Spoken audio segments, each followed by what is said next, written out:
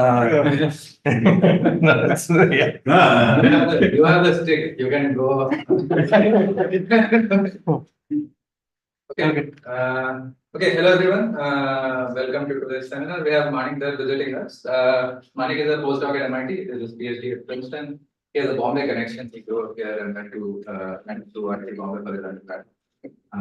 Manik works in various things at the intersection of computer science, combinatorics, dynamic fields, discrete geometry. His claims to fame are the resolution of the Kakia problem over G mod n and being a referential loop and using them.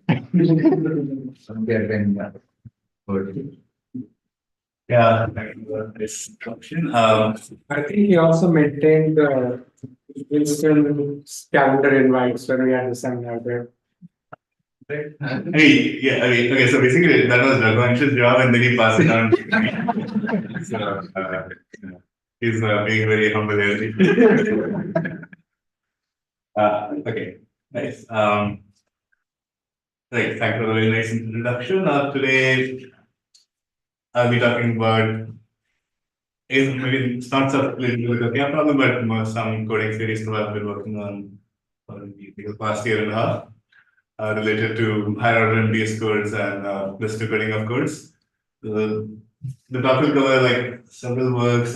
Most of them are joined with Josh Brakensiek at Stanford, Shivkan Gopi at Microsoft Research, and Aldian Zhang, who's a PhD student at Ohio State. Okay, in fact, most of the talk will actually just talk about works by Josh, Gopi, and Mr. Makam, and not really the stuff that I did, but the story is very interesting and I hope people get something out. Having said that, definitely stop me if nothing makes sense. I'm hoping at least 90% of the talk is very understandable. Let's begin. Again, before we talking about higher order MDS code, let's just talk about what is even an error correcting code.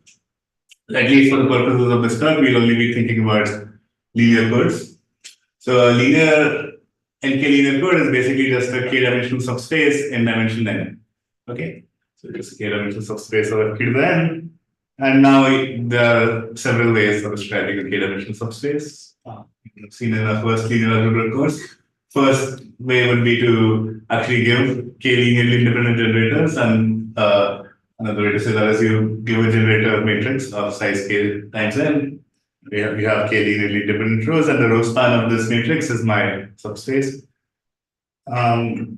So this basically gives some sense of how is it like a code given a message can be thought of as like some point in f to the k. That corresponds to some linear combination, which is maybe I should be writing xg. Yes, there should be xg. So xg then is a point in f to the n. And then it's my code word. Okay, so this shouldn't be gx but xg, and this maybe leads to one important definition. So if you have a code, okay, if you're encoding something, you want to add as few extra redundancies as possible. So that's encapsulated by the rate of the code. That's basically the log of the size of the code word space divided by log of the size of the message space divided by log of the size of the code word space, and because the alphabet size is fixed q, so you just get k over n. So this represents how much extra redundancy you're adding, and ideally you would like it to be as close to 1 as possible. Okay. Now another way to describe a linear code. So either you give a bunch of generators, or you give a bunch of linear relations. Now, if you have a k-dimensional subspace, that means you have n minus k linear relations which define the subspace. So instead, I could give you n minus k linearly independent relations. And then my code is basically in the null space of these relations. So if I have a parity check matrix X, which has n minus k linearly independent rows, then the column null space of X can also describe C. So, okay, so now to start, I'll basically use G to refer to some generator matrix and H to refer to some parity check matrix. It's like this formulation fine. Okay, so we maybe very vaguely talk about what a linear code is, but where is this error correction coming from? So imagine, okay, we have some point y prime, which is a corrupted code word, the corrupted version of some code word y in C.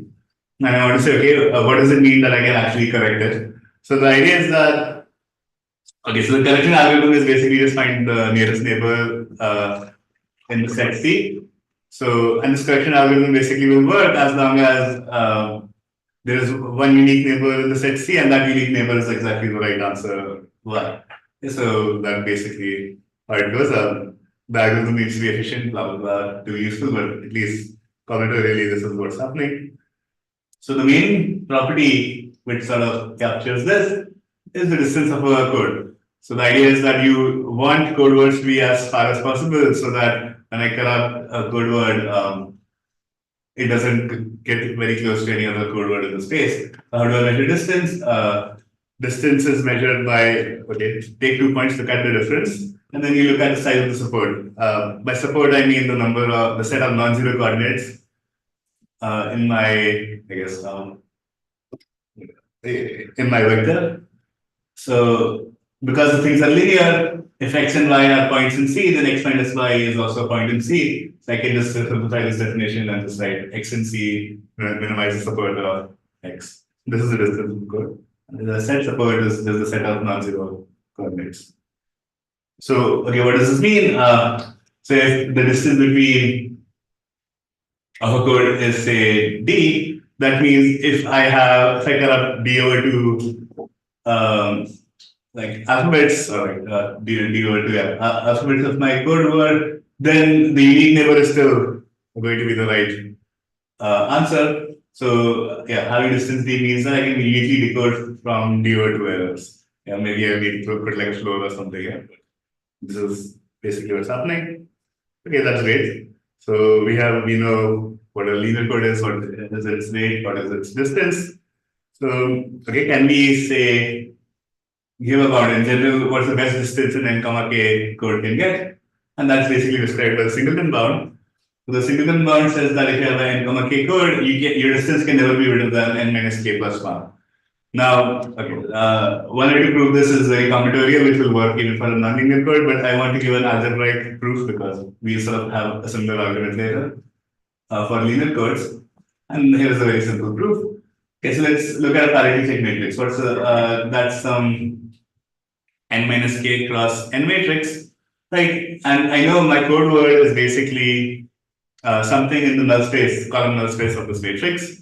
Now, because this matrix is of size n minus k cross n, if I end up taking any n minus k plus 1 columns in this matrix, they have to be linearly dependent because this row size is going to be n minus k, right? So that means there is always a code word which is supported on n minus k plus 1 things, so that the distance can never be better than n minus k plus 1. So, okay, so that's okay. So just take like the first n minus k plus 1 code word, you can always find some non-trivial solution here. So there's always a code word which is supported on n minus k plus 1 alphabets, like coordinates. So that's why the singleton bound is. But this bound is more general also it's for nonlinear codes, and the proof is you talk about puncturing and stuff like that. At least for us, this is good enough. So everything fine so far. Cool. Okay, now we have the singleton bound, now we have a code word. The question is, okay, is this singleton bound achievable? So it turns out it is. So, I mean, first, like, it's a simple definition. Any n comma k code which achieves the singleton bound is called maximum distance separable MDS code. That is the definition. Now, I will give examples of code which achieve it. Okay. So I just want to give like some maybe algebraic characterizations of it. So the singleton bound says that, okay, your distance is at most n minus k plus 1, and if you're actually matching it, that means there is no code word which is supported on n minus k coordinates, right? So that means any n minus k columns that I pick in my parity check matrix have to be linearly independent. If they weren't, then I would suddenly have a code word supported on n minus k coordinates.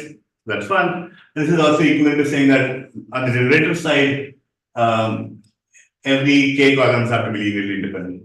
These two like statements are equivalent, and these are basically algebraic characterizations of being an MDS code. Okay, so let's now okay, this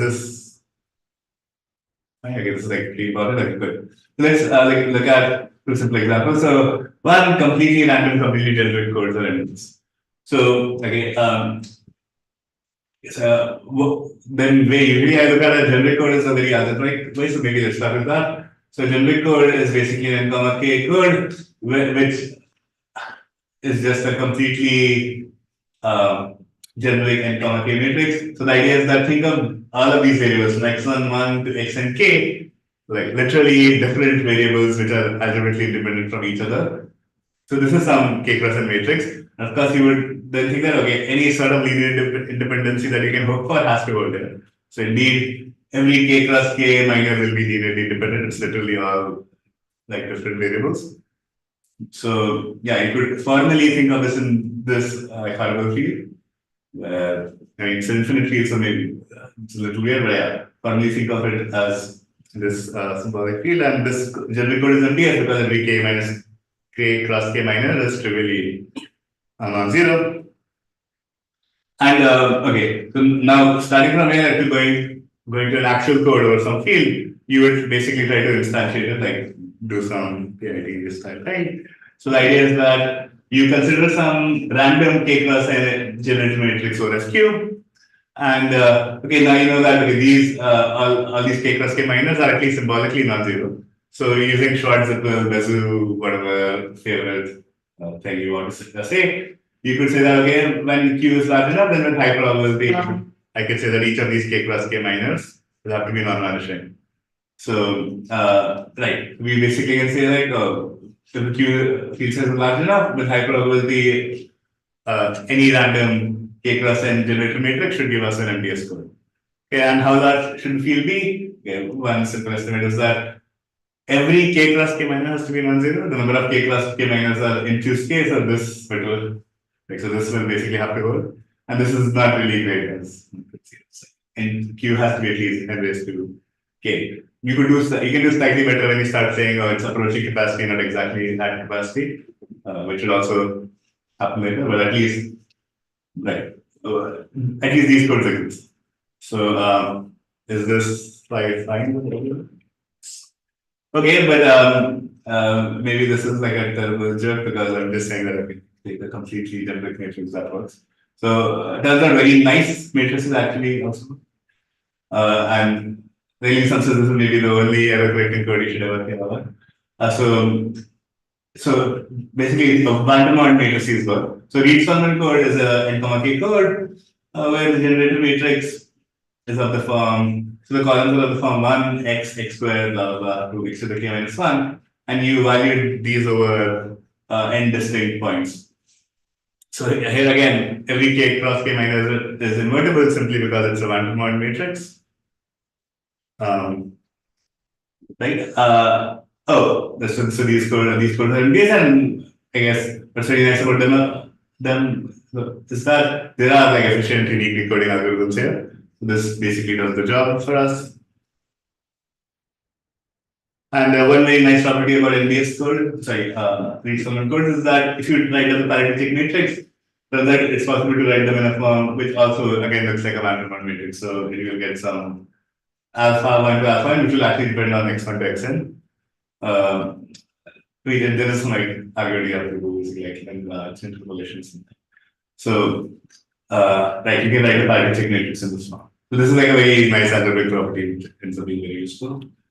And so it's saying that okay, because you need these n field elements to be distinct, a read summon code only really makes sense if the field is at least as large as n. Otherwise, you can't like distinctly initialize. Okay, so now we have seen well 2 examples of MDS codes. Okay, so okay, I've talked about meaning decoding, about talked about MDS code. So let's talk about list decoding. I think actually this talk is about. So the idea is that okay, we know the best possible thing we can do when an n comma k code is uniquely decodable. But what if I relax the situation a little bit? I don't want a unique answer. Maybe I'm happy with a small list of answers, like the list size control. So can we do better? Can we go beyond the singleton bound distance? So okay, let me just first define what do I mean by list decoding exactly. So basically, initially, we wanted to say that, okay, given any point in some ball, there is only one code word in it. Now you say that, okay, there is only L code words in it. So code is called row, comma, L is decodable. If and only if you cannot find L plus one code words in a ball of like radius rho n. From like, give any given ball. Or in other words, given any point y and q, then if you pick any L plus one points in my code word, at least one of these points has to be distance rho n away from y. It basically says that, okay, no ball contains more than L points. Okay. So, okay, and now there's also this decoding singleton power. This I won't prove, but it's worth saying that it's again some punching style argument. So this will also hold for non-linear codes, not just for linear codes. There's a way to prove it algebraically using linear codes. Maybe that will seem a little apparent as we go ahead. So okay, so which basically says rho can at most be L by L plus 1 times 1 minus k over n. K over n is my rate. And just to satisfy ourselves, that L is 1, this just recovers the regular singleton bound. So n rho here is not exactly the distance, that's the radius in which I can uniquely decode. And this is a unique decoding radius of n minus k over 2. So basically like n minus k plus 1 over 2 and up to like floor ceilings. And it's exactly the same, but I don't know to think about like floor ceilings. Yeah. So great. Is this definition clear? Like how we are going to really do this decoding? And indeed, we are like the distance is becoming better. If, for instance, like as L is going to infinity, although that's not the right thing to think, the distance basically just becomes n minus k over n. Okay. Cool. So what is the main result that we proved? So with Josh, Gopi, and Zihan, we showed that is the molecular statement that randomly punctured AG algebraic geometric codes achieve less decoding capacity over constant size fields. I will not basically be talking about how any of this happens, but hopefully I'll be able to say justify these words as we go along. So here's like maybe a little less informality statement. So the idea is that randomly punctured AG codes are L comma L plus 1 times 1 minus R minus epsilon. So R is my rate, K over N. So L over L plus 1 times 1 minus R is the singleton bound. And if I give some small slack minus epsilon, then this is less decodable over fields of size exponential over L over epsilon. And usually in these settings, you think of epsilon as a constant and L can be constant, but L usually will go as big as 1 over epsilon. So it will be exponential 1 over epsilon squared, so still a constant. Okay, one thing worth stating is that this is just a combinatorial result. I'm not, we don't have an algorithm which can actually decode these randomly punctured AG codes. It's just that combinatorially they have the right distance, but you actually have to now come up with an algorithm to be able to decode them. Pretty nice open problem. That also holds like similar results for these function codes. Okay, and turns out if you were to take a completely random code, so again, look at a completely random and K cross N matrix, then they also satisfy this less decoding guarantee with the same field size. And so one way to look at this is also like some partial de-randomization. So instead of looking at like a completely random code, I'm looking at some well-known code, an AG code, and after randomly puncturing it, randomly puncturing means I'm just randomly forgetting some columns, then that will behave as well as random linear code. Okay. Nice. So this is at least formally what the main result is. Let's look at this Harvard table, which summarizes this state of the art with like nearly optimal code constructions. Okay, so if you look at random AG codes are basically as and just to remind yourself, R is the rate, L over L plus 1 times 1 minus R is the singleton bound. So before this random AD construction, people had shown similar results for random Reed-Solomon and random linear codes. So a random linear code to this size level, your epsilon close to the singleton bound, and your field size is exponential L over epsilon. Reed-Solomon codes do the same thing, except there is an extra factor of n, and that's basically because you actually want n distinct points for the random one to be invertible. So there is no way you could have beaten n to begin with. AG codes basically are a way to make Reed-Solomon codes which sort of don't need n distinct points because of some algebraic geometry magic, which maybe that's not a little bit about. Okay, so these two are like random constructions and random AGs also. Random and this and this have like no algorithms, so this is just combinatorial constructions. What's worth mentioning? So, earlier work by Swami and Xiaoping, they came up like these two family of constructions. One are like folded AG codes and one called subspace AG codes. So neither of these codes are actually linear. So they take AG codes, if you know what folded Reed-Solomon codes are, they come up with folded versions of AG codes and they come up with subfield version of AG codes. Then they use like appropriate generalizations of subspace evasive sets to sort of throw away things, and they are able to get codes where when the list size satisfies certain properties, then you can get like capacity achieving codes. So at least folded AG codes for the list size of O1 or epsilon have the same field size as like random AG and random linear codes, and the benefit of folded AG codes is that there's actually an algorithm there. On the other hand, it's not linear, but maybe you don't care too much about that. Subfield AG code, they're not exactly linear, but they're at least linear over a small field, but they don't achieve as good guarantees. The last thing I'll say in this table, the very, very surprising thing is that random nonlinear codes somehow are beating random linear codes. So if the size is O1 or epsilon, so imagine L is O1 or epsilon, then this field size is exponential 1 over epsilon square, but random nonlinear codes field sizes are like the alphabet size really is exponential 1 over epsilon. So there seems to be some separation between random linear, random nonlinear codes. As of right now, we don't know. Does that hold in general? Like, is there some barrier for linear codes in general? Maybe we can come up with some very fancy linear code which can match random nonlinear code, but that's really not a problem. Or maybe you can come up with a lower one. Either of those two things. There's like a lot of information here. Is that? So, yeah. What are the lower bound known on the field size if you have to hit 1 minus r minus epsilon and order L? So we know it has to be exponential, but is it exponential in 1 over epsilon or exponential in L? So I think the dependency on L is not known. So it's known like it's like exponential of some function L over epsilon. Right? Oh, is that known that it has to be? I think exponential in 1 over epsilon is how. Once do we know this, because this L by L with no dependency on L, it's like exponential 1 over epsilon. So I guess if you could show that when L is 1 over epsilon, it's exponential 1 over epsilon squared, then you would have a separation. Yeah. I think right.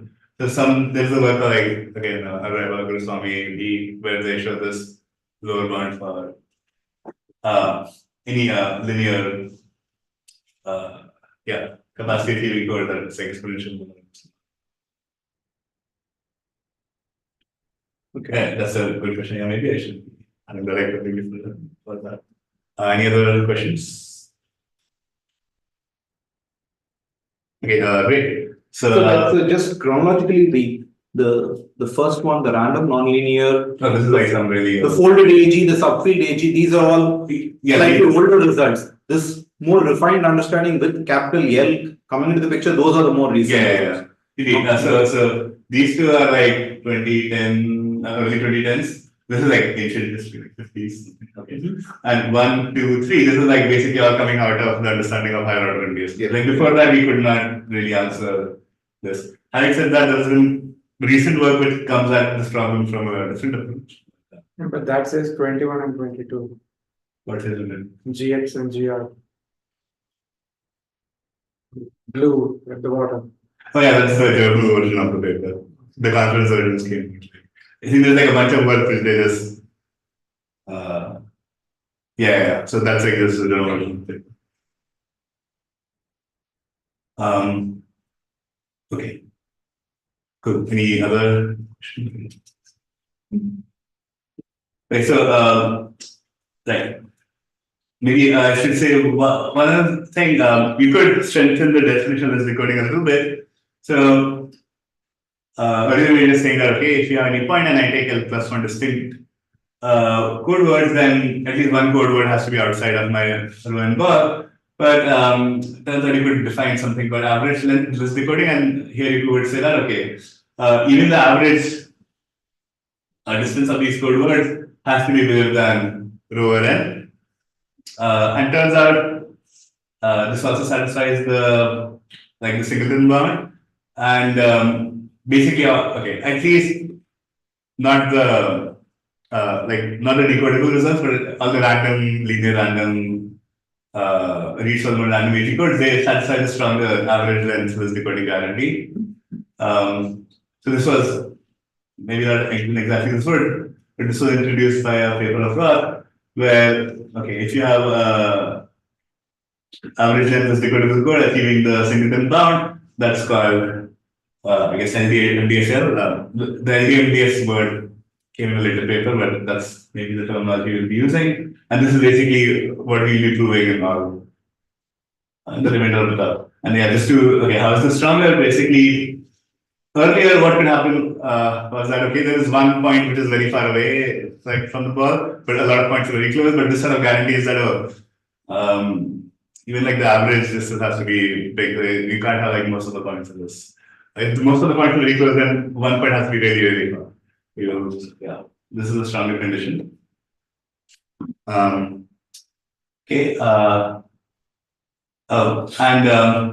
Right. And if you look at like an LDMDS1 code, so just look at the unique decoding case, so the average distance is not doing anything, so we are just talking about a regular MDS code. That's when, yeah, when L is only just talking about single points. This is a lot of introduction. Is everything fine so far? I have a question that is a bit aside. When you construct these codes with L, do they also imply code for smaller values of L, or is it separate code for each L? So the constructor sort of gives you everything, but the conditions, the way the conditions are, yeah, it's very surprising. That's a very good question. That a code which satisfies this, like for L, may not like optimally, let's say literally optimally, it may not satisfy the optimally for L minus one. Yeah. Yeah, so there is not a reduction like that. The arguments sort of like give everything together, Yeah. but yeah, I think you can even come up with an example where this is going to be against.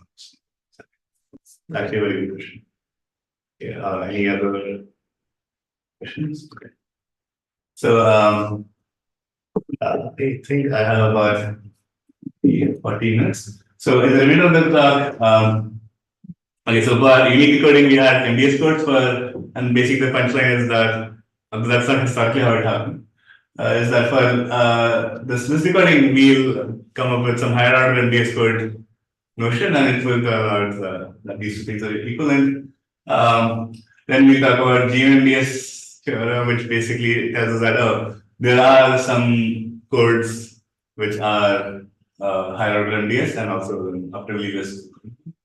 And if you have time, I'll actually talk about stuff I wrote down, which is like related to improving the field size of these constructions, and finally we close with some recent sequent work and open problems in the area. Okay, so let's actually talk about some higher order MDS codes. So, okay, so let's see. Let's say if you have a code which fails to be LDMDSL, what does that mean? That basically means that there is some point by an FP to the n and some L plus one code words says that the sum of my distances is equal to L times n minus k. So I'm basically just taking like the tight case when you'll sort of break the inequality. Okay, basically you're failing to be beyond the average distance is failing to be beyond rho n, and rho is like my singleton bound L by L plus 1 times 1 minus k over n. And if you plug in everything, that basically means failure, like at least the maximal failure case is this one. So what does this say? Let's see maybe algebraically what does this mean. So similar to the proof of the singleton bond, we try to say something algebraic about the parity check matrix. Let's look at the parity check matrix X. Now Y0 to YL are code words, right? So that means each of these code words lie in the columnar space of L. So H of Y0 to H of YL is going to be 0. And this point Y in FP to the N is some fixed common point, right? So I could subtract H of Y from all of these and I would have this equality. H of Y0 minus Y, blah, blah, blah, is equal to H of YL minus Y. It's a bunch of these equalities. Okay. Now let's consider the following. Let's look at the support of Y0 minus Y. So that's A0, Y1 minus Y, that's A1. Okay, we have to find these supports. And let's try to interpret the statement. H of Y0 minus Y is basically a linear combination of columns coming from A0, right? H of Y1 minus Y is a linear combination of columns coming from A1. Similarly, blah, blah, blah, blah. H of YL minus Y is a linear combination of columns coming from AL. And this statement basically says that, oh, there is a common point in all of these linear combinations. So in other words, so H of A0 is basically the subspace generated by the columns coming from A0. So we are saying that, okay, H of A0, H of A1, H of A2, blah, blah, blah, H of AL actually has a common intersection point, like represented by this. Okay, so it seems that the failure to be a DLDSL is the same as some subspaces end up having a non-trivial intersection. You don't mean not empty, you mean not, it's not the zero sub. Alright, it's not zero. Because you know Y is a not a code word. This Yeah. I mean, in general, zero should always be in the thing anyway. Yeah. No, indeed, you're right. So I should be writing zero here because zero is always in the intersection, but this basically says there's a non-trivial intersection because Y0 minus Y, YL minus Y, all these vectors were non-zero. Okay, and basically the punchline is you can go from here to bottom and you can also go from bottom to up. And that really suggests a definition of a higher order MDS code. Okay. It might seem very different from MDS code, but we'll also show it's the same later. So the main result, at least the main definition. Did you say why we can go from bottom to top? Will I say that? No. Yeah, that's like techniques. So, right. So the main definition, this is used due to a paper from Brakensiek, Gopi, and Makam, is to define higher order MDS code as follows. So I'll call a code word MDSL. Basically, when it satisfies the same intersection conditions as a completely generic matrix. So there is like looking at intersection of like GA0, GA1, GA2, HA0, HA1, HA2, HAL. So what I'll do is, okay, I look at some L subsets A1 to AL of N, and I can try to calculate the dimension of GA1 intersection blah blah blah GAL.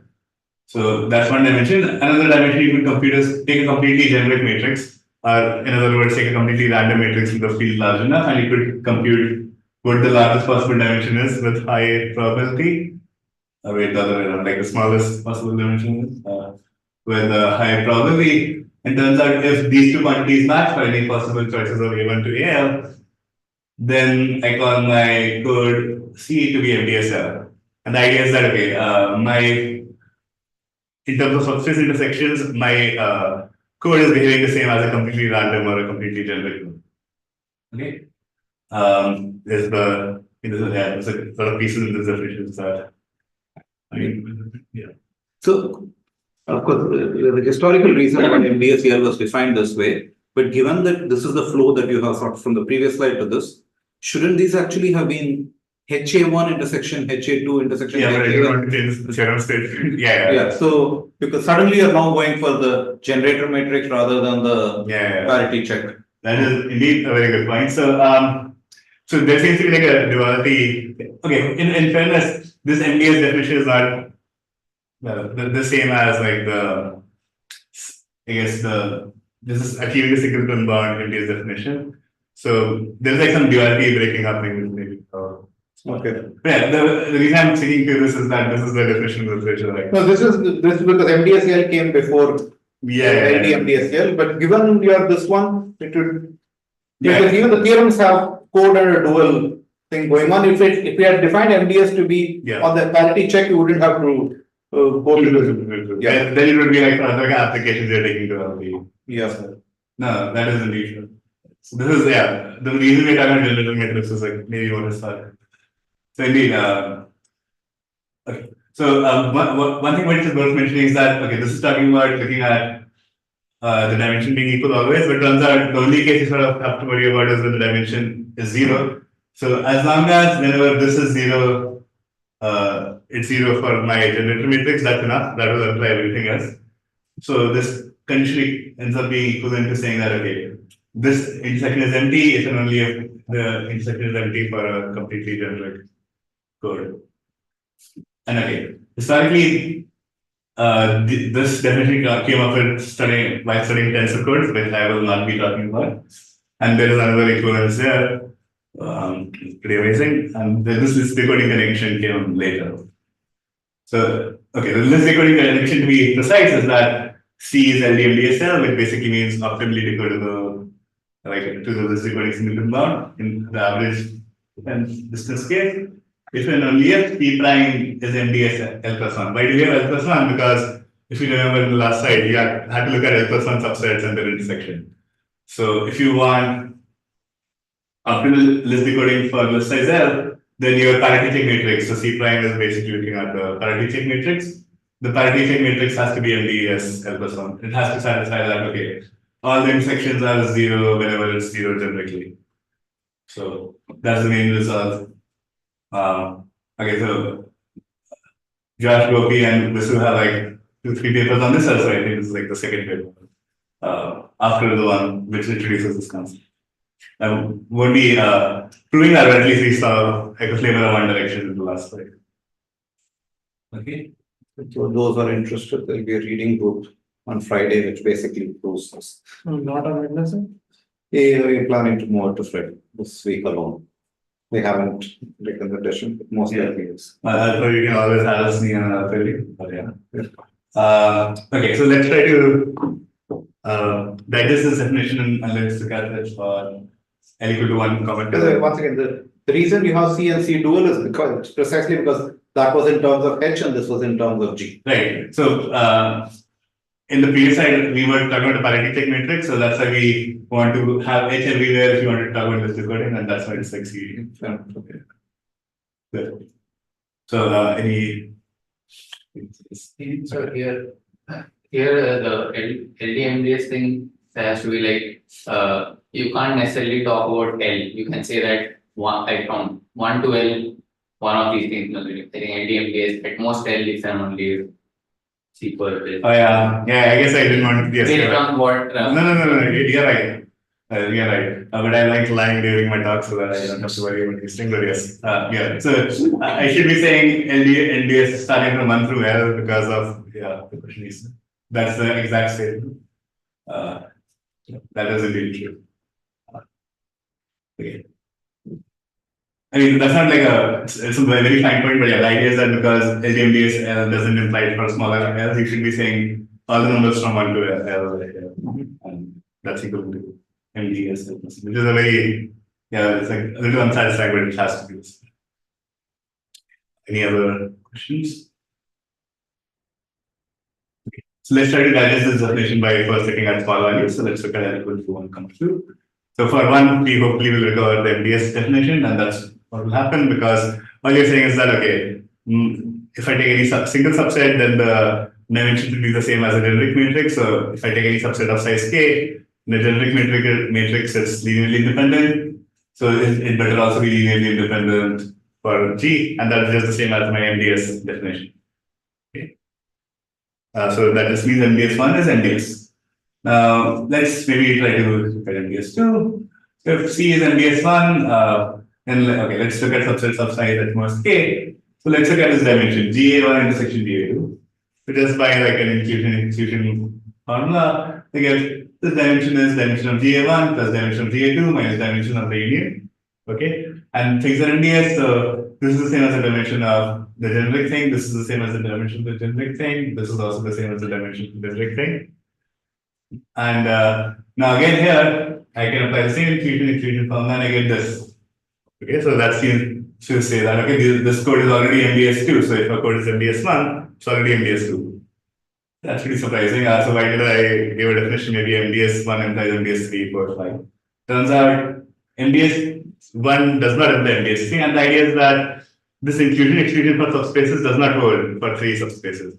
It's because when you try proving it, you need intersections to distribute over spans, which does not happen. So that's why it can't hold for 3. And that issue doesn't come up when you're trying to do it for 2.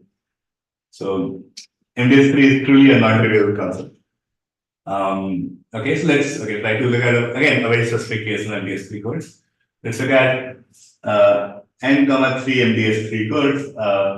I should say maybe 3 comma n MDS3 codes. So the generated matrix has like columns of length 3 and n different columns. So maybe if we do like some transformation, I can assume that the first row is all ones, and then the remaining rows are like some points. So this column is some point, this column is some point, we have some point. So my 3 comma n code can be thought of as a set of n points in FQ to the n. So now turns out the MDS conditions can be thought of as geometric properties of these points. So FQ square in the PFQ square rather. Right, but I can do some transformation to make it 1, and then this is just a point. Oh, fair enough. Yeah.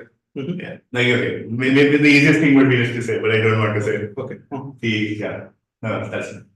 So, what does the MDS1 or MDS2 condition say? That means that every 3 cross 3 minor is invertible. So, let's say if this 3 cross 3 minor is invertible, that basically means that this point x1, y1, x2, y2, x3, y3 do not lie on the same straight line. Okay, and indeed, that's basically the only condition. As long as none of these, any set of 3 points don't lie on the same straight line, this code is MDS1.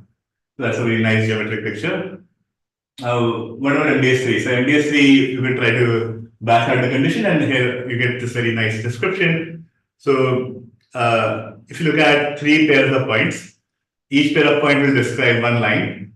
And all the MDS3 condition says is that these 3 points cannot be concurrent. These 3 points cannot intersect at a non-trivial, and like at the same point. And the idea is that okay, the line basically describes a span of like 2 columns, and these 3 spans having a non-trivial intersection basically means that these 3 lines intersect at the same point. So we get this very nice geometric description. Okay, and this actually also will give us a very nice field size overbound. So because no 3 lines intersect at the same point, that means given any 2 distinct lines, they will have to intersect at a unique point. If I take any 4 tuple of points, that will basically correspond to 1 unique point. So like for 4 tuple correspond to 2 lines, gives me 1 point. So number of points in my space is at most q square. But if I have n points in my code, any 4 tuple gives me a unique point. So n to the 4 better not exceed q square. So that gives me a field size overbound that any 3 comma n MDS3. What is the n comma k? Okay, right. So 3 is k. N comma 3 MDS3 code is the field size at least has to be quadratic. So we do have a construction where the field size is cubic. So if you want to really like algebra and you want to write a lot of Sage code and figure some stuff out, this is like a very nice open problem. Just come up with a set of, if you do it like sort of randomized, that's still good because I don't think we have a random way to do this as well. Right, I'll come up with a set of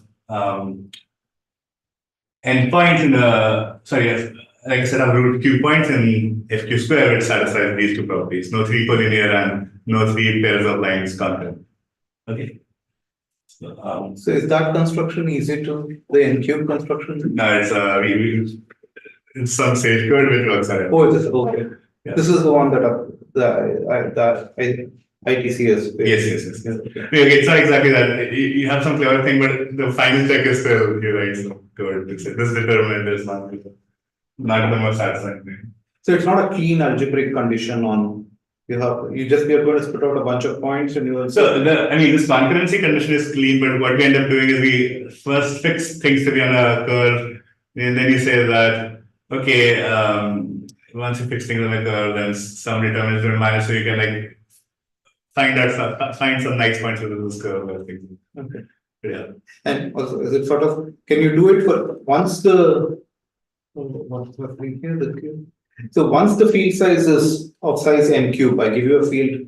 I give you n cube points in a field of size which has at least n cube points. Can you always construct this, or this is a very special choice of the construct? I think we have a field which has subfields in it, so it's like a field of degree 3. Oh, field. Okay.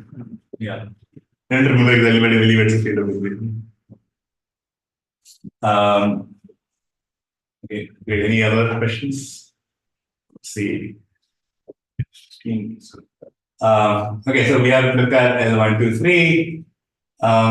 Okay, so basically you could try to repeat the story for 2, 4, but soon you will see that there are too many conditions and geometric pictures are not really helping. Really, to understand this, you sort of have to understand what is the dimension of this, like, intersection of generic subspaces. Okay, turns out this was not already known. Gopi and Rishu had asked a bunch of math people, but they are able to then figure this out for themselves. We have this very nice formula where the dimension of W1 intersection blah blah blah WAL comes out of this nice optimization problem. I don't want to spend too much time on this. What I would like to say is that the optimization is happening over all possible partitions of this is not N, this is L. Yeah, so this is happening over partitions of A1 through AL. Like you are like grouping the sets A1 through AL in parts, so this should be L. And then you have this formula. And the AI is the AJ, no? Yes, that is also J. Yeah, indeed. Okay. So this is L and this is J. Again, you have some optimization things. The only thing I would take away from this is that any partition optimization problem, there is a standard way of relaxing it to an LP.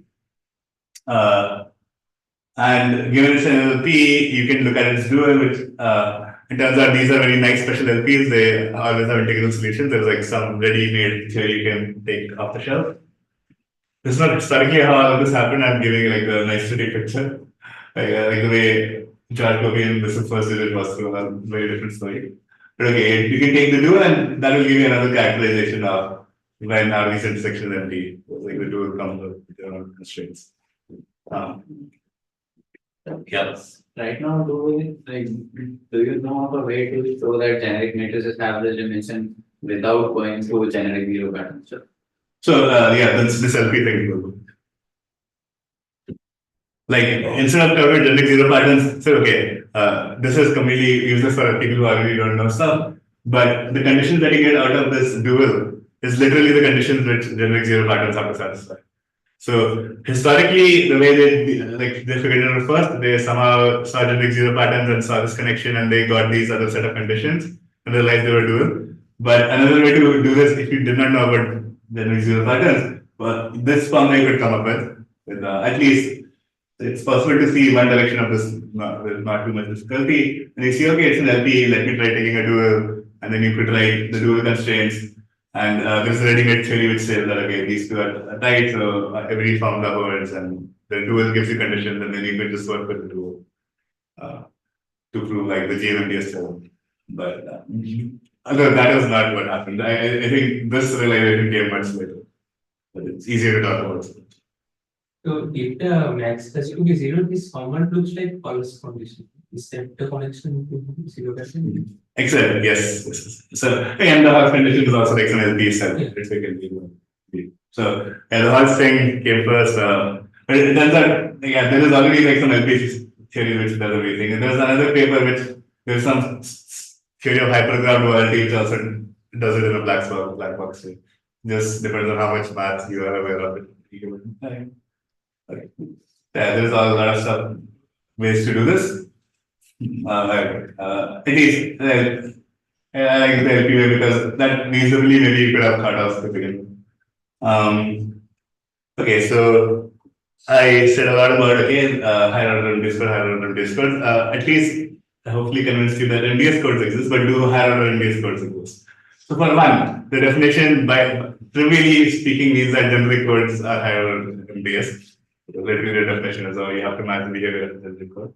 But are there like nicer codes which are higher order MDS? So indeed, the GM-MDS theorem, although this is not historically how it's stated, is which was proven by Lovett and Gildas CV. So you can figure out how this there's a time paradox because it's proven before MDS, like higher order MDS codes are defined. The theorem basically says that read solvent codes are NDSL for order. By read solvent codes, I mean generic read solvent codes. So take a generator matrix which is van der Waals and imagine each of these variables are completely symbolically linearly independent. Then they will all satisfy every MDS property for any S.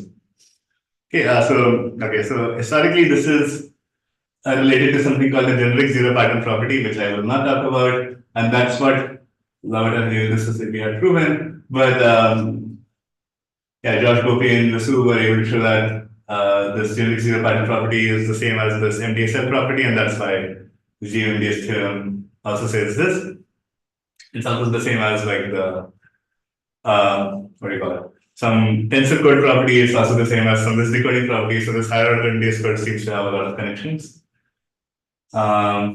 Okay, and now basically the punchline is that because read solving codes are self-dual, if you look at the parity check matrix, it's again some read solvent mathematical like matrix. That means the parity check matrix is also MDSL for RL, and by the theorem we talked about a long time ago, that means read solving codes are actually LD-MDSL for RL and hence achieve this decoding capacity. I have not said over what size fields. We'll talk about that I think very soon, but at least if the field is arbitrarily large, read solving codes will achieve this decoding capacity. This like solves like a problem by Chen and Tamo. But this is like a very huge result. And okay, basically one of the first, at least one more that I worked on with Josh and Gopi is to, okay, so the way the proof was written by Shah and like Gildas CV, in both groups thought their proofs are different. Turns out both of the proofs are actually the same. So if you read the paper carefully, there's okay, at least in my opinion, a way to write the proofs which makes it very clear what's going on, and you realize that you are not using any special property about read solvent codes. This has to be a much more general statement. So we are able to prove like very powerful generalizations that I will talk about shortly. So okay, let me maybe just give like a sense of how you literally the very first step. So this is maybe not the lower proof or the Gildas proof, but maybe this is the first step in our proof. So really, you first want an algebraic characterization of what it means to be MDSL. Let's do that. So let's say my code is already MDS1. MDS1 is just saying the minors are invertible. Then I want to say when is this intersection empty? So this intersection is empty as long as the claim is as long as this matrix. So this should be like capital L, that's pretty clear. As long as this matrix has a 0-column null space. Okay, so let's try proving it. And okay, so I'm saying this is empty as long as there is no non-trivial null space. So let's say there is a non-trivial null space. Let's say there is a variable in my null space -5 z1 blah blah blah z. Okay, again capital F, where y corresponds to this ik block, z1 corresponds to this ga block, zl corresponds to this ga block. So if I multiply things, the first entry will be -5 plus ga1 times z1. Second entry will be -5 plus ga2 times z2. -5 plus ga1 gal times zl. And indeed, okay, if this ends up being 0, that means y is equal to gai times zi for all I 1 through L, and that gives me a common intersection point between ga1 and gal. So that this is like an algebraic characterization. One second. Yeah. By GA1, what do you actually mean? We So have the subspace spanned by the columns corresponding to the set. A1. yeah, so that's what that one. But here you're putting a matrix. No, so what is there? It's a subspace. And Okay, let's say I just take any generators of that. okay, subspace. okay, fair enough. Okay. So, but the MDS statement distributes. Just take the columns. Just take the columns, Like yeah. A1. And that's the subspan of that. Yeah. Fair enough. Okay. No, okay, that's a good point. Yeah. Playing with faster levels of notation. Good, okay. So, okay, so basically the point is GA1 both refers to the subspace, and when I'm putting it in the matrix, I'm just putting some generators on the subspace, and because it's MDS1, might as well just put the actual columns in here. Okay. Okay. So what is preventing Y from being 0 here? Okay, so that's like, but that's why we need like MDS1. Oh, That means like these things have like okay. trivial linear dependency. So that's why you have. Yeah, that's why what prevents that Y cannot be 0. Then these linear combinations have to be 0. Good. We're assuming not K is less than equal to K. Yeah, yes. But those are, you have to look at non-trivial sets anyways, and those are enough. That is all very true. Yes. So that's like a fine condition. Like you can sort of get rid of like any A because MDS1 is like an easy check. Okay, so okay, wouldn't be won't be saying much more than, but basically the final goal will be that for our A such that this is 0. Okay, I missed the 0. So such that for the generic matrix this thing becomes 0. We want to say that this matrix has 0 columnar space. Okay, that's really what the GM-MDS theorem says. And okay, in particular, what we are looking at G to be read solvent. So we are looking at a generic matrix where x1 to xn are generic, and we are plugging in things to be 1 to 1. Okay, so this is basically the algebraic version of the statement, and we have to come up with a very clever induction to do this. I will be saying nothing about that. Okay, is at least module will be some final details is the statement, the algebraic statement that we want to prove. Fine. Okay. Now turns out the only property of read solvent codes you end up using are the fact that the polynomials 1, x, x square, x to the k minus 1 are linearly independent. So yeah, the way the proofs are written, that's not very clear because they sort of do like very operations that seem very unique read solvent codes. But if you try to write this in the induction using this matrix language, it's very transparent that the only property I ever used was the fact that 1 x squared and x to the k minus 1 are linearly independent, and that gives us our first generalization. Let's say I took a code whose columns were initialized by some k polynomials. As long as these k polynomials are linearly independent, I can actually prove a GM-MDS theorem. So what do I mean by code generated by this? I basically mean take some k polynomials. These k polynomials don't need to be univariate, can be multivariate.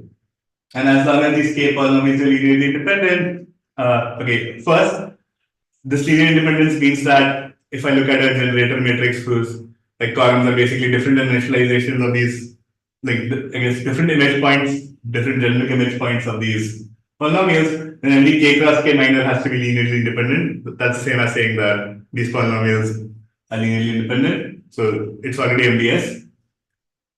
If you want to think of a random code, think of that you have this polynomial image map. If you take random points in the images, then with high probability in a large enough field, the code sampled will be MDS.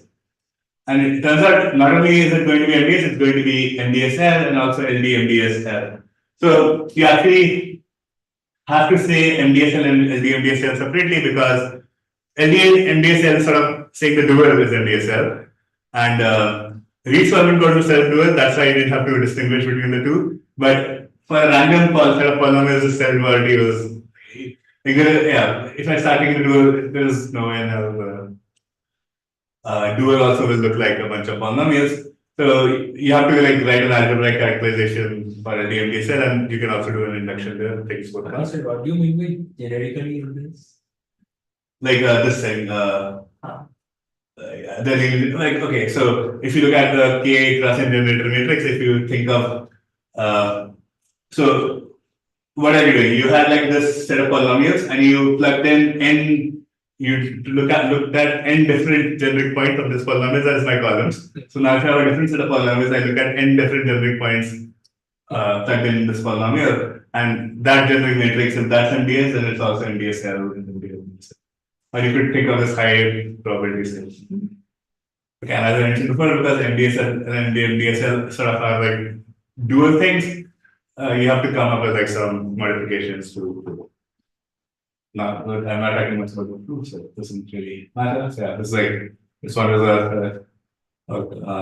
on with Josh and Gopi. Is this statement clear? Okay. And okay, so now, okay, maybe first thing that really any code that you can ever think of, polynomial code should cover it. Okay, maybe read-solving codes are really the only codes you'll ever think of, so you didn't even have to think about them. But if you really try hard, you can't think of anything more than this. But mathematicians come up with even crazier things. So you could think of codes that come out of varieties. So it's okay. It's fine if you don't know what a variety is, but okay. So maybe variety is an implicit way of defining things. So earlier I was saying that I have a bunch of polynomials and I'm looking at the image to get the columns of my code. But instead of looking at a bunch of polynomials in the images, I could take a lot of polynomial conditions and I say that, okay, my columns or points should satisfy these polynomial conditions. So my polynomial conditions define something called a variety. Irreducibility means that I cannot break this variety down. It's a technical thing if you don't know what it is. It's fine. And it turns out you can basically prove a GM-MDS theorem for irreducible varieties. If codes coming out of irreducible varieties are MDS, then they're also MDSL and MDSL. And really the proof ends up being literally the same, because if you know some algebraic geometry, or like some commutative algebra, then an irreducible variety, you can do Taylor expansions formally in them. And irreducible varieties can be thought of as images of infinite power series. This makes technically like actually no sense. Like, what does it mean to take an infinite sum of something in a finite field? Well, okay, there's in some function field, blah blah blah. There's a formal way to make sense of this, and because irreducible varieties can be thought of as coming out of infinite power series, it turns out, okay, all you want to say is that, okay, this infinite power series should be linearly independent, like you have k infinite power series, and then literally the same proof works. And this property that k infinite power series are linearly independent is the same as saying that my irreducible variety is not contained in the hyperplane. So if there is a linear relation between these power series, that means my variety is contained in the hyperplane. But the way you can state this is, if my variety is not contained in the hyperplane, then it's generically MDS. I don't MDS. Okay, this is maybe a bit too technical, but It's about time. So yes. we'll wrap up. That's okay. I'll be done like a So, okay. Cool. So, I did not talk about the field size, but basically the idea is that you want a bunch of algebraic conditions to hold, and you have to look at a lot of them. So you have to look at all possible A1 through AL. So if you count the number of possible A1 through AL will be n raised to L over k, and basically the field size has to be bigger than n raised to L over k for the construction to work. So like the generic field summon code result has to have like a field size q to be bigger than n raised to L over k, and that's simply because we have like these many large conditions. Like they're not as simple as van der Waals where just distinct points work. And turns out you cannot do better. So even if you have an MDS3 code, so literally for like list size 3, if you have an optimally MDS3 code, then q has to be of size n raised to k minus 1. So this is exponential because q will also be, for a constant rate code, k is basically around n. So that means Is that basically the same lower bound which you gave for n3 MDS was q was at least n square? Yes. It's the same. Yeah, the same style. In fact, the AGL lower bound for like linear codes, that has like the same argument, but I mean, that was super tough, but yeah, starting from there. So this says that even doing stuff for list size 2 is like hopeless, so you can't do it over small fields. But then it seems that I've been lying to you so far because I said, okay, you can do things over constant size fields.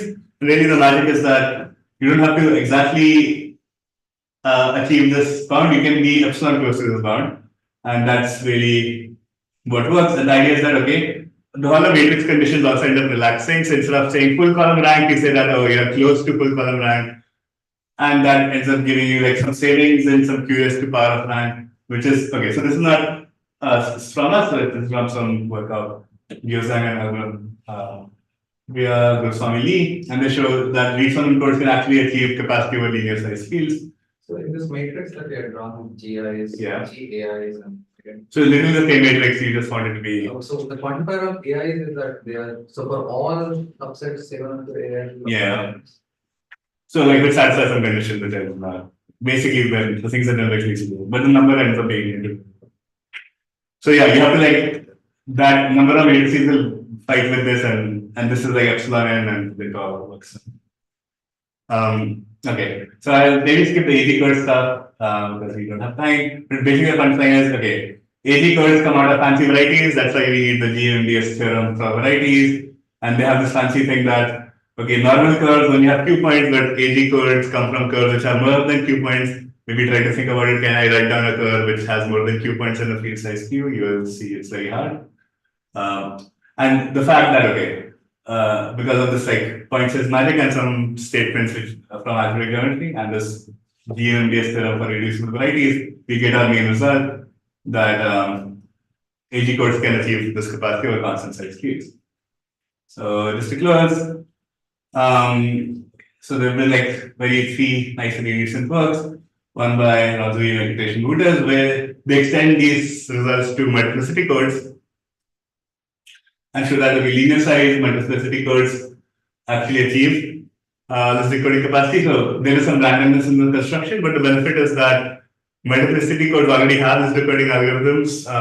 So this actually gives us capacity achieving, randomly constructed capacity achieving codes with decoding algorithms.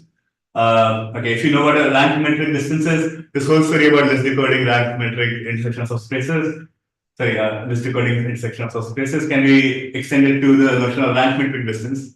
It's a very nice paper of Goswami and Zihan Zan. That's one of our collaborators in the AG code paper. And literally last week, this is like June 12th, Levai, Moshev, and Shagutaya come up with a new proof of the RS code that gives list decoding capacity results. And that somehow is very probabilistic. It has some algebraic input, but as far as we can see, it does not use the GM-MDS theorem, which is, at least to me, very surprising. But this literally came out last week.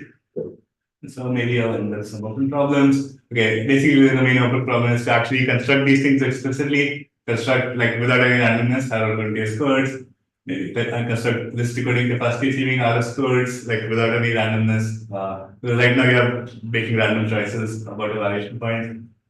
Do it for AG codes.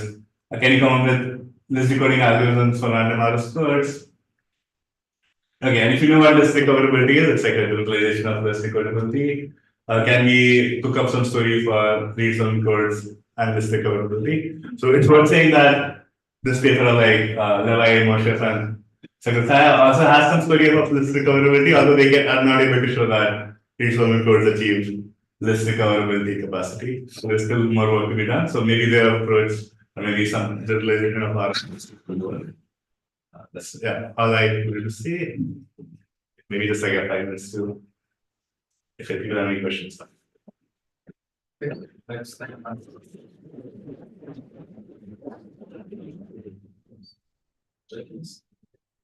So where does the puncturing show up in the proof? Oh, so okay.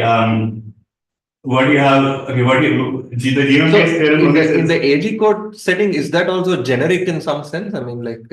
Maybe I'll say the first thing first. So the GM-MDS theorem just said that okay, that when every matrix is symbolic, then this rank is correct, right? This rank is full. And I want to say that now I have plug in actual values and this rank remains full. And then you start using short zippel and you say random choices work, and that's random one. Like you can't use every point in my field, but you have to like randomly pick points. Okay. And okay, that actually is essential. There are like things which show that taking all points in the field can never work. So you have to always take a subset and random choices work is basically what you get. And for AG codes, okay, this only would mean something. If you know what AG codes are, okay, what are we doing? I'm looking at some homogeneous curve and looking at functions on it and its variations, right? So, okay, homogeneous curves, functions on it, at least if I think generically, the homogeneous curve is some generic curve, like it's just some like. So is it just that you just work with the AG code machinery where your underlying field is some field where there's a whole bunch of variables that are added? Function field, yeah. Yeah, Like the curve is like some function field, right? So function No, field. but is it a function field over something with a lot of symbolic variables in it?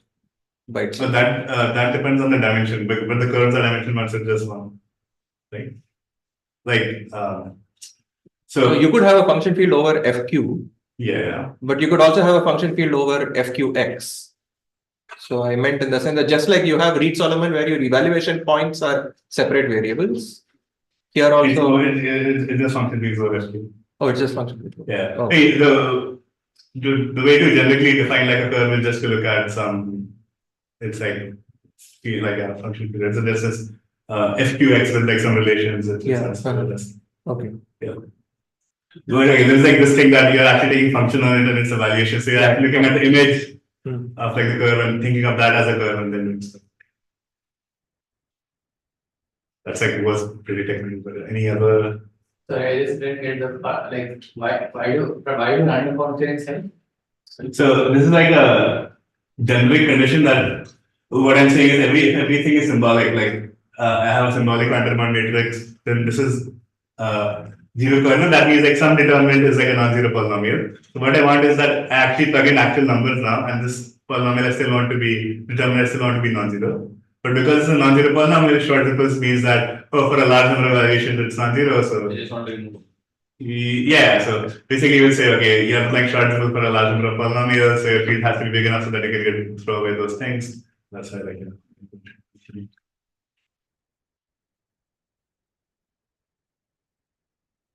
any other Question. Yeah. So right now we are at a state except for the Ronzaway Venkatesh and Voto's paper. The codes are random and we don't yet have algorithms. Almost all of them have this feature. The codes are not explicit. Yeah, I think even like the Ronzaway Venkatesh thing because it has to be like a random function. No, so there's the fact that the code is random, but the algorithm is there is an algorithm for it. So my question was more in the sense, can we come up with similar things? For example, if you look at Berlekamp-Welsh or Sudan's algorithm, in some sense, the algorithm is trying to decode, unique decode or less decode using MDS one property of a related code. If you look at it, there's one code for which you want to do it. Sort of the dual, I guess. Not the dual, it comes up with another slightly larger object. It talks about MDS1 for that, therefore you can, I'm stating in a very obtuse fashion because I want, for the next line I'm going to say. So it says I can unique decode a particular code or less decode a particular code if a related property if the same property for a related code is true. So is such things sort of known here? That is, I wanted to do this code. I build a related code for which also I have MDSL property. That is. So I wasn't even aware of this perspective, so maybe we definitely should. So yeah, maybe there's something there. Yeah. So this is it's not. I think it's there in one of Madhu's lecture notes where he talks about this in a very generic fashion. This code is a related code. Yeah, but I mean, it's obvious from both. It's obvious from the yeah. No. I'm saying given that their setup is so general as F1 to Fk, and we actually say that this F1 Fk is a related F1 prime to F prime is that right in that. So if this has property and that also has an MDSL property, you actually have an algorithm that will spit out of. One more question. So someplace you mentioned that if we relax achieving capacity to approaching capacity, you get improvements in field size, right? Plus one minus R. So what does that mean really here with respect to matrices like the one that we had? So basically the condition becomes instead of having a zero column kernel, you're allowed to have like an epsilon n size column kernel. So going from if we think in terms of explicit constructions here, we want, so for achieving capacity, we need all these matrices to be full rank. But for approaching capacity, we need substitutions that keep the matrices high rank. Yeah. And the amount of rank you save is a lot, like it's epsilon n. So that's at least randomly it's like, okay, I guess the idea is that to be high rank, you want like one among several minors to be non-zero and a number of minors is like, well, okay, you would say that, oh, if one minor suddenly vanishes, I just throw away that column and I can do this like epsilon n times. So there are epsilon n minors that sort of have to independently vanish. But I mean, it's not exactly, we have to be very careful, but morally speaking, that's what's happening. The epsilon n minors have to vanish simultaneously and they're sort of independent. So that's why you gain like, Yeah, I mean, I think one complication here is that it's not just It's not one, It's not one thing, there are multiple such identities you're if it trying. was a single matrix, we can do that kind of a construction deterministically. oh, I see. But it's not. It's But it feels like if that construction was made black box, yeah. It may then you could have done. Yeah, that's very interesting. Okay, we can. Yeah, we can chat about it. Okay, further questions? Okay, so Manik is here for till the end of the next week. He is sitting in the visitor's office, which is just there beside my office. Whatever that number is. 228. And yeah, so. And those who want to take chai and biscuits should do it now. Yeah. Chai, biscuits you can